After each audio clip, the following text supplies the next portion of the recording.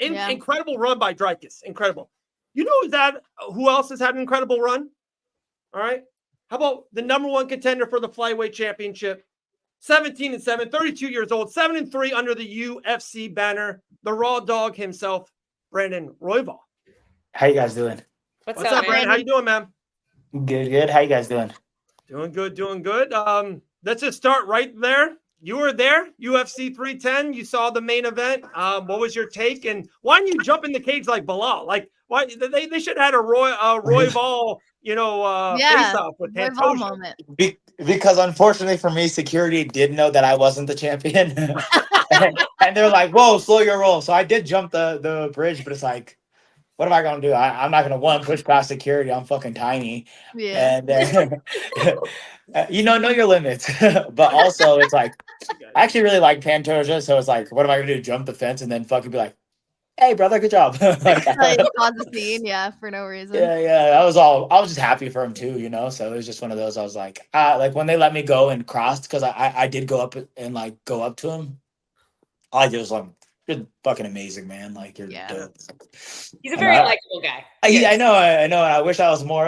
What is it like a shit starter or like anything? But like to be real, that's not him, and that's not really me either. So it's like, and to be fair, man, it's like I really like Pantoja, and it's really cool. Like I was thinking that this weekend too. Is just there's so many things that it's like I like. What is the word? Like I like idolize about him almost. You know what I'm saying? Of just like.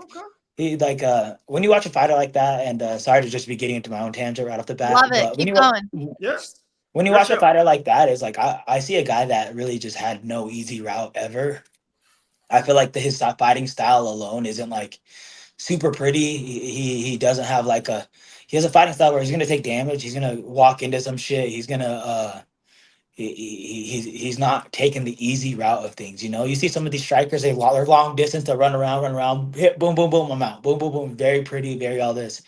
I don't think Pantoja is pretty at all, and I feel like his style, he's gonna walk into some shit. He's gonna endure some things, and he's gonna have to push past it 100%. And it's like that alone is just something I respect from him. Then you watch him, and like I see him with his wife, and then I see him with his kids, and I see all that stuff, and I'm just like, damn, that's a great man. You know what I'm saying? And yeah, there's so much things that I'm like, wow, I just really just look up to that guy and about it. And I know I'm supposed to be out here like advocating up fight, but I'm just like, how cool is that guy? And I really suck at that aspect of this sport, but that's just my truth too. Is just like I watch him and I'm like, damn, that's just fucking who I want to be a little bit, of just like I don't have the prettiest style. I think my style's a lot prettier than his, I'm gonna be honest. But that being said, it's just like he makes it work for him and he gets it done, and that's really what a champion in life is all about. Is just not only is he a champion in the cage, but in life he really just fucking pushes through and shows a lot of greatness about him. And it's like you see him in these first, second rounds, and you're like, that guy's gassed. And it's like you didn't see that in this fight because it was just kind of like one way traffic. But you're like, damn, that guy's gassed already, and he just pushes through. And it's like I could see that he's gassed, And it's like I could feel it when I fought him. I was like, oh, he's tired. And both times I fought him, I was like, this guy's tired. And he still just finds a way, and he finds it himself to go push through and find a way to be a champion, and you gotta love that. I love that. I love how real you are and not being fake. There's maybe a guy in the main event coming this weekend is maybe doesn't comes off a little fake. So I like that how real you are for sure. Maybe is a dumb question, Brandon. Real quick, in the media side, a lot of people were maybe rooting for Kai to win this fight. So like it would just be new infusion in the flyweight division. Your take, were you rooting for Kai? Were you rooting for Pantoja? Or that's not your thing to root for someone? You just want to handle your shit.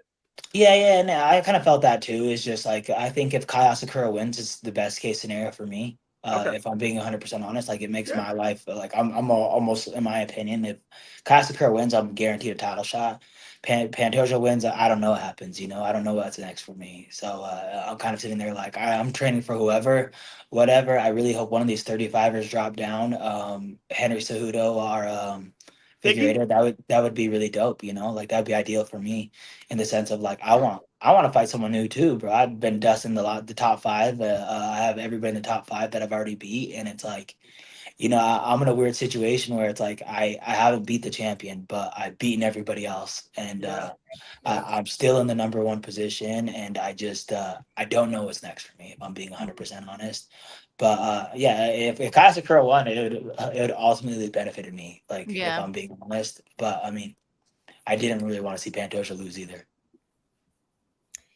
I feel like we've kind of run into you talk about everybody's kind of like you and Pantoja both are the nice guys here. I feel like that seems to be a trend in the flyweight division. Like you fought Brandon Moreno, another super nice guy. Yeah. Is there anybody that you see that's kind of like managed to play the heel that you think it has generated some buzz in this division?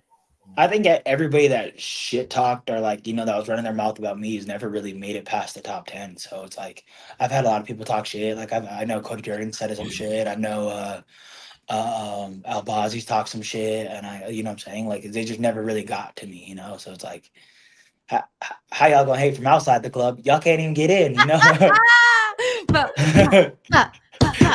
we go. We got a little coming from Brandon now. Yeah. But it's just like one of those like, what am I gonna do? Entertain that? Like it doesn't matter. You know what I'm saying? So yeah. As far as like the top 5 goes, it's like I really like all these guys. It's like I like Car France. I like Moreno. I like Pantoja. Yeah, Usyk seems really cool. I've never known him, but he seems cool. Yeah. So it's like, I have a life question for you because, dude, you had an insane October when it came to like stuff happening outside of the cage. I mean, witnessing a shooting before UFC 307, doing CPR on somebody after a car accident. You said you were threatened by crackheads. Like stuff was going on with you in October.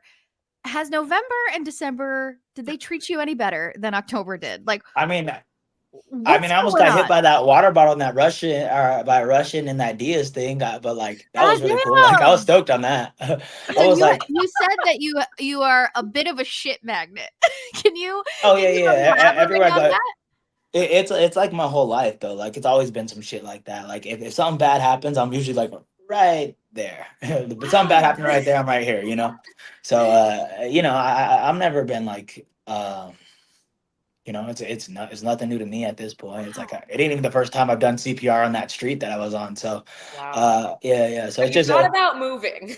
Yeah. No, I'll just avoid that street. I don't even know. Like, I don't know if anybody. Do you guys know much about Colorado?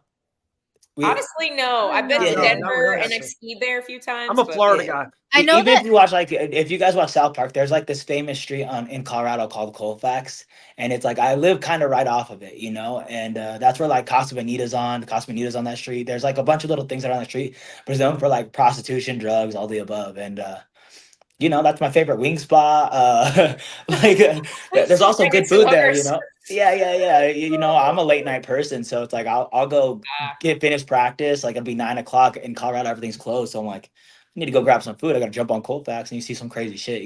So yeah. So I just I put myself in a little bit of bad position sometimes too. But obviously, you've been in Colorado a long time. I know a lot of changes happened within your camp and whatnot this last year. We talked a little bit about it at the PI. I don't know how much you want to talk about that on here, but can you elaborate on that some and how that changes have affected you? I mean, I feel like it's done nothing but affect me in a positive way. I've done a really good job in Colorado of I feel like, and this is something too, is like Colorado's such a huge MMA scene that I feel like some people get stuck on the idea of like, it's this gym versus this gym, and it's like this versus that. And it's like, I've never been one of those dudes that thought locally. I've always wanted to be something bigger than that. So it's like, I've never beefed with any of these like local guys in Colorado. I've always rooted for them, openly rooted for them, gave them their graces off of losses. I'll text them or shoot messages, and like, I've never like been like, fuck this gym, they're our rivals, I've never been like that type of person, especially in the local scene, because I'm like, we're all going to need each other. And I've always thought it was weird that I would be at like one gym and they wouldn't allow cross training, and it's like, right. I feel like that's such an insecurity thing that it's like, you got to get past that. So, so I'm glad that when I left this gym, I have a lot of openings everywhere else of like, I could work with these people from here. I could work with these people from here. And I've have such a good relationship with the coaches and the fighters for so long that it's like, it's never really led to conflict. And in the whole entire time, I have my own little team that we run through. We work with each other. So I work with them on a daily basis and I'll outsource with other teams. So it's actually been, if anything, way better. Like it's been such a better scenario. I get a lot more private work. I get a lot more of like all eyes on me because I still work with such a small team of 3 fighters, 3 or 4 fighters and like 2 coaches.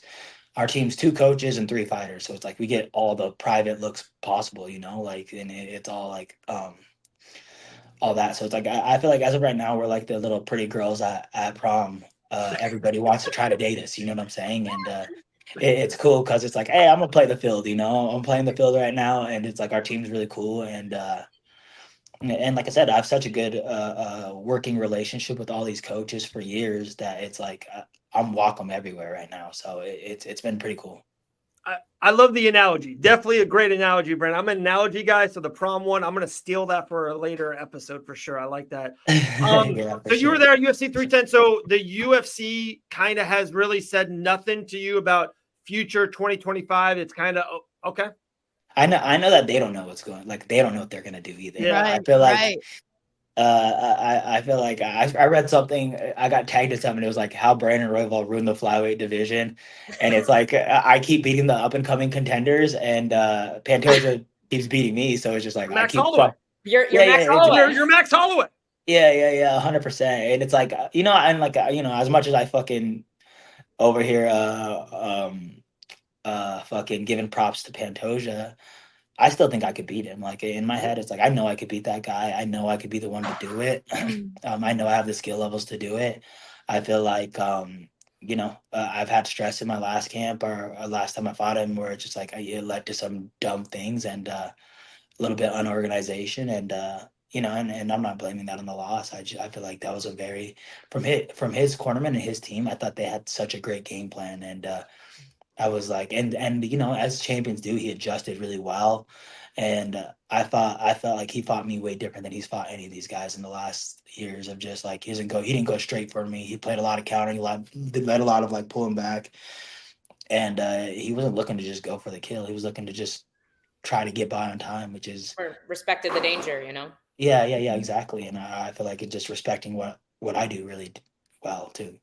Yeah. Do you feel like there were specific mistakes that you can pinpoint in that last title loss that you would change if you fought him again? Yeah, 100%. I fought too precautiously, and that's never been me. I fought like where I was like, I don't want to give up my back. I'm just gonna play it safe right here, and then and that led to control time ultimately. Where it's like I play caution to the wind. I gamble, and I feel like he does that too. And it's like I'm willing to play Russian roulette with him every time, and I think I'm about due for a shot going on him. I think it's interesting. You changed that a lot when you fought Moreno. You gave up your back a ton in that fight, and I think it helped you get back to your feet quite a bit in that fight as well. Yeah, and like the top between the excuse me, the top 3 guys in the division are like the top 5. Like if you go Tatsuro, Moreno, and Pantoja, they're back riders.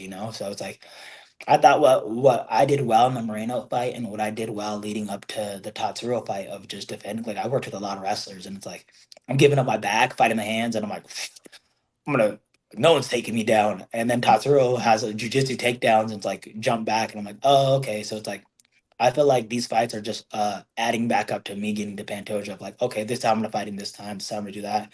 This is the mistake I made in Tatsuro fight. I made this fight way too close by doing the same thing that won me the Moreno fight of just him not being able to take me down because I'm giving up my back, fighting the hands, and he's not jumping it the way these guys are jumping it. But he's a good back rider, so it's like things will work, but it also just like it's not going to work against Pantoja, and it would definitely not, like it wasn't working against Tatsuro either. So it's just like I feel like I'm learning these lessons along the way, ultimately to become the champion.